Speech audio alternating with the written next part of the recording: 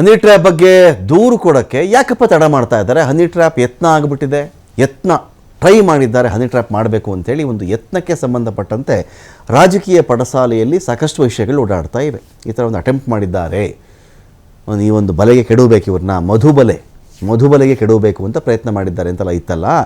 ಇದ್ರ ಬಗ್ಗೆ ಈ ಕಡೆ ಶೆಟ್ಟರ್ ಒಂದು ಕಡೆ ಮಾತಾಡ್ತಾ ಇದ್ದಾರೆ. ಅಲ್ಲ ರೀ, ರಾಜಣ್ಣ ಯಾಕೆ ಇಷ್ಟು ಲೇಟ್ ಮಾಡ್ತಾ ಇದ್ದಾರೆ ಕಂಪ್ಲೇಂಟ್ ಕೊಡೋಕ್ಕೆ? ತೊಂದರೆ ಆಗಿತ್ತಲ್ಲ, ಕೆಡವಬೇಕು ಅಂತ ಇದ್ರಲ್ಲ, ಇಮ್ಮಿಡಿಯೇಟ್ ಬಂದು ಕಂಪ್ಲೇಂಟ್ ಕೊಡಬೇಕಲ್ವಾ? ಈ ಥರ ಕಂಪ್ಲೇಂಟ್ ಕೊಡೋಕ್ಕೆ ಡಿಲೇ ಮಾಡ್ತಿರೋದು ನೋಡಿದ್ರೆ ರಾಜಣ್ಣ ಅವರದ್ದೇ ಏನೋ ಇರಬೇಕು ಇದರಲ್ಲಿ. ಹುಬ್ಬಳ್ಳಿಯಲ್ಲಿ ಸಂಸದ ಜಗದೀಶ್ ಶೆಟ್ಟರ್ ಸಿಡಿಸಿರ್ತಕ್ಕಂಥ ಬಾಂಬಿದು ಪ್ರಕರಣ ಮುಚ್ಚಿ ಹಾಕುವಂಥ ಯತ್ನ ನಡೀತಿದೆ. ನೆಟ್ಟಿಗೆ ದೂರೇ ಕೊಡ್ತಾ ಇಲ್ಲ ಇವರು, ಸರಿಯಾಗಿ ಕಂಪ್ಲೇಂಟ್ ಕೊಡೋಕ್ಕೆ ಹಿಂದೆ ಮುಂದೆ ನೋಡ್ತಾ ಇದ್ದಾರೆ ಇವರು ಅಂತ ಹೇಳಿದ್ರೆ ಈ ಪ್ರಕರಣ ಕ್ಲೋಸ್ ಮಾಡಬೇಕು ಅಂತ ಟ್ರೈ ಮಾಡ್ತಾ ಇದ್ದಾರೆ, ಪ್ರಯತ್ನ ಮಾಡ್ತಾ ಇದ್ದಾರೆ. ಮುಖ್ಯಮಂತ್ರಿ ಸಿದ್ದರಾಮಯ್ಯ ಅವರಂತೂ ಏನೂ ಮಾತಾಡ್ತಾ ಇಲ್ಲ ಇದ್ರ ಬಗ್ಗೆ. DCM DK ಶಿವಕುಮಾರ್ ಸಹ ಸುಮ್ಮನಿದ್ದಾರೆ.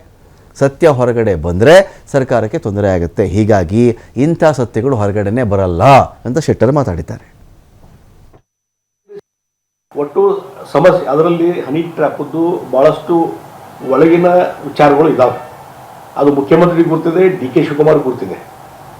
ಅದನ್ನು ಬಹಿರಂಗ ಮಾಡಿದರೆ ಏನಾಗ್ತದೆ, ಎನ್ಕ್ವೈರಿ ಆದರೆ ಏನು ಇಫೆಕ್ಟ್ ಆಗ್ತದೆ ಸರ್ಕಾರ ಮೇಲೆ, ಆಗದಿದ್ರೆ ಏನಾಗ್ತದೆ, ಎಲ್ಲವನ್ನೂ ವಿಚಾರ ಮಾಡಿಕೊಂಡು ಈಗ ರಾಜೇಂದ್ರನ ಮಗ ರಾಜೇಂದ್ರ ಅವ್ರು ಮೊದಲು ಹನಿ ಟ್ರ್ಯಾಪ್ ಅಂತಂದ್ರು, ಈಗ ನಂಗೆ ಕೊಲೆ ಬೆದರಿಕೆ ಅಂತ ಕಂಪ್ಲೇಂಟ್ ಕೊಟ್ಟಿದ್ದಾರೆ.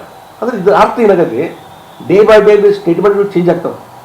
ಇವತ್ತು ರಾಜೇಂದ್ರ ಅವರು ಓಪನ್ ಅಸೆಂಬ್ಲಿಯಲ್ಲಿ ಅಲಿಗೇಷನ್ ಮಾಡಿ ಹನಿ ಟ್ರ್ಯಾಪ್ ಆಗ್ತದೆ ಅಂತ ಹೇಳಿ ಕೊನೆಗೆ ಕಂಪ್ಲೇಂಟ್ ಕೊಡ್ಬೇಕಲ್ಲ ತಕ್ಷಣ.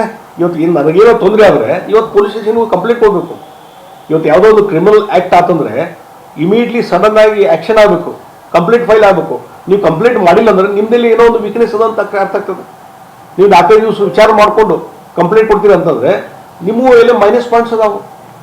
ಅದಕ್ಕಾಗಿ 10 ಸಲ ವಿಚಾರ ಮಾಡಿ ಒಂದೇನೋ ಒಂದು ಪರ್ಮಿಷನ್ ಕಟ್ಟಿ ಕಂಪ್ಲೇಂಟ್ ಯಾರ ಕಡೆ ಕೊಡಬೇಕು? ಇನ್ವೆಸ್ಟಿಗೇಷನ್ ಆಫೀಸರ್, ಯಾವ ಕನ್ಸರ್ನ್ ಪೊಲೀಸ್ ಸ್ಟೇಷನ್ ಇರ್ತದೆ ಅಥವಾ ಯಾರು ಹೈಯರ್ ಆಫೀಸರ್ ಇರ್ತಾರೆ ಅವ್ರಿಗೆ ಹೋಗಿ ಕಂಪ್ಲೇಂಟ್ ಕೊಡಬೇಕು. ಅದು ಬಿಟ್ಟು ಎಲ್ಲಿ ಕೊಡ್ತೀರಿ?